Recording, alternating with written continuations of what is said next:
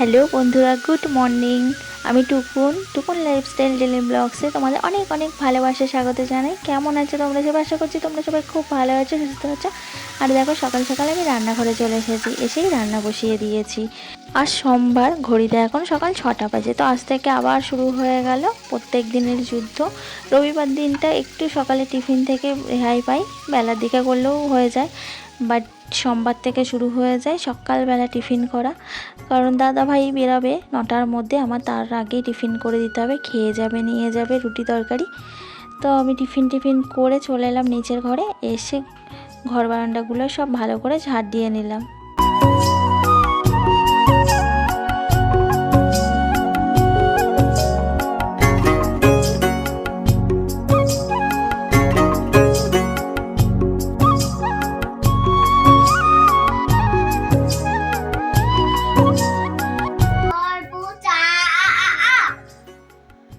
তো দুষ্টুটাকে স্নান করিয়ে দিলাম। তো তারপরে জামা কাপড় পরিয়ে এই যে গায়ে একটু পাউডার দিয়ে দিচ্ছি, এত ঘামে না, আর ঘামাচি পুরো ভরে গেছে সারা গায়ে।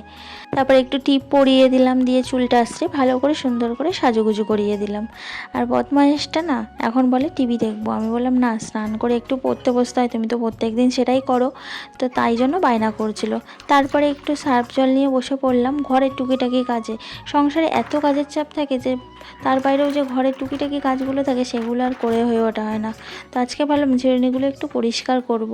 আর এই যে ঝিরুনিগুলো সব নিয়ে বসে পড়লাম।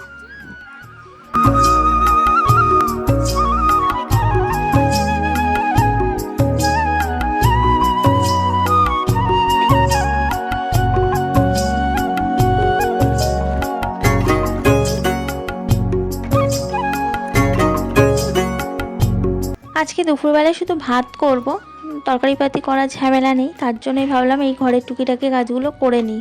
নাহলে না অন্যদিন তরকারিপাতি করতে হলে সময় লেগে যায় রান্নার দিকে, তার জন্য এই কাজগুলো আর করে হয়ে ওঠা হয় না।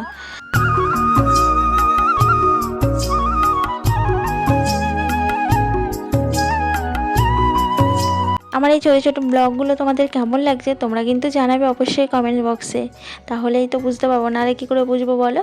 তো তারপরে স্নান করে নিলাম, একেবারে জামা কাপড় ছিল কয়েকটা ভেজানো, সেগুলো কাচা ধোয়া করে চলে এলাম ছাদে। তো আজকে না তার রৌদ্রের অত জোর নেই, মেঘলা আকাশ মতো করে আছে, কোনো কোনো সময় রোদ উঠছে আবার বন্ধ হয়ে যাচ্ছে।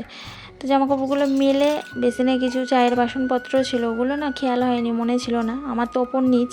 তো নিচে চলে গেছিলাম, একেবারে এসে নিচের কাজ গুছিয়ে স্নান করে নিয়েছি। তারপর আবার ওপরে এসে তাই এই বাসনগুলো ধুয়ে মেজে উপর করে দিলাম জানলায় জল ঝরার জন্য।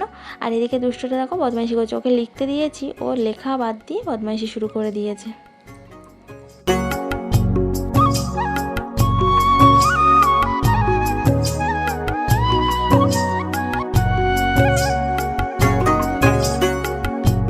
তারপরে এই যে চালটা ধুয়ে ভাতটা একেবারে বসিয়ে দিচ্ছি। আর এখন 12:30টার মতো বাজে। আর তোমাদেরকে বলেইছিলাম এর আগে যে আমি আজকে শুধু ভাত করব, তরকারিপাতি করব না। তো এখানে চালটা ধুয়ে দিয়ে দিয়েছি। আর আমি ইন্ডাকশানেই ভাত করি, অল্প ভাত তো, ওই জন্য ইন্ডাকশানে আমার এটাতেই হয়ে যায়, আমি আর গ্যাসে বসাই না। সারাদিনের কাজের জন্য সময় হয়নি খাওয়ার। তো এখন একটা রুটি নিয়ে বসলাম, এত জোরে খিদে পেয়ে গেছে, একটা রুটি না খেলে আবার মাথা ঘোরা শুরু হয়ে যাবে। তো আমি একটু খেলাম, দুষ্টুটাকে একটু খাইয়ে দিলাম, দুজনে মিলে একটা রুটি খেয়ে নিলাম।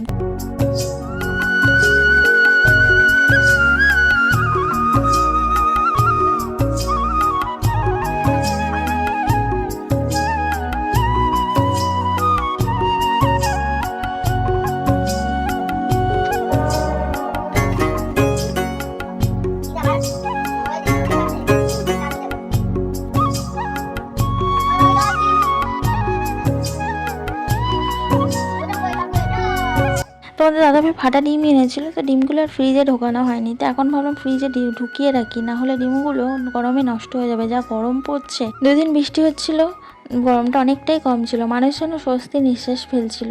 আবার আজ থেকে দেখো গরমটা আবার বেড়ে গেছে, ভীষণ গরম পড়ছে ভ্যাপসানো।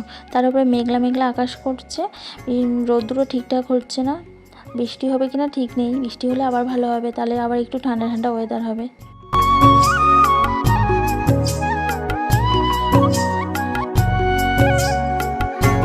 আমি বলতে যাচ্ছি আমি বলতে যাচ্ছি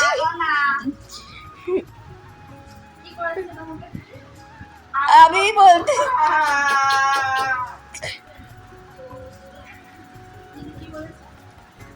আমি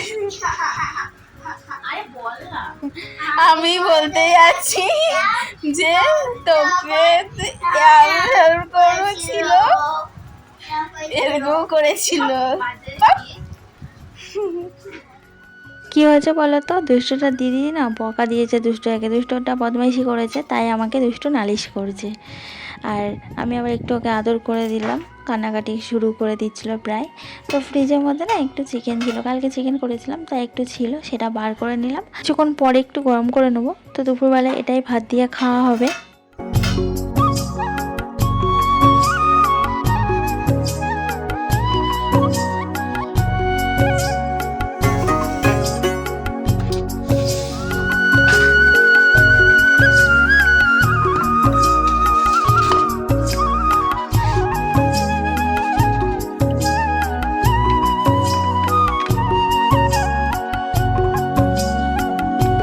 আর এদিকে দেখো আমার ভাতটাও হয়ে গেছে, ফ্যানটা ঝরিয়ে তুলে নিয়েছি। তো এবার দুষ্টুটাকে খেতে দিতে হবে, ওর খিদে পেয়ে গেছে। তো নিচের ঘরেও কার্টুন দেখছে, এবার আমি ওকে ডাকবো। এখন স্কুলটা ছুটি আছে বলে অনেকটাই রেহাই পাওয়া যাচ্ছে, অনেকটাই শান্তি। যখন স্কুলটা আবার শুরু হয়ে যাবে নাজেহাল অবস্থা হবে আমার, কোন দিকে ছেড়ে কী করব আমি নিজেই জানি না। তো যাই হোক, গরমটাও যা পড়ছে, ভীষণ গরম পড়ছে। আর এদিকে সকালবেলায় সেই ঢ্যাঁড়স আলু চচ্চড়ি করেছিলাম, তো সেই চচ্চড়ি কিছুটা রেখে দিয়েছিলাম। আর ওই যে চিকেনটা বার করলাম, তো এটা দিয়ে আজকে দুপুরে আমাদের খাওয়া দাওয়াটা সেরে নেবো। এই সংসারটা সম্পূর্ণ আমাকে নিজের মতো করে চালাতে হয়, এই সংসারের সব দায়িত্ব আমার উপরে। বাজার ঘাট করা, সংসারটাকে প্রত্যেক দিন কী রান্নাবান্না হবে, কিভাবে চালাতে হবে, সব কিছু আমার উপরে। তো আমি যদি হিসাব করে না চালাই কীভাবে চলবো বলো, তারপরে গিয়ে তো সমস্যা হয়ে যাবে। তার জন্য ভাবলাম যে যখন একটু মাংস আছে, ঢেঁড়স আলু চচ্চড়ি আছে, আবার অন্য তরকারি করার কী দরকার, এগুলো দিয়ে তো এমনিতেই হয়ে যাবে।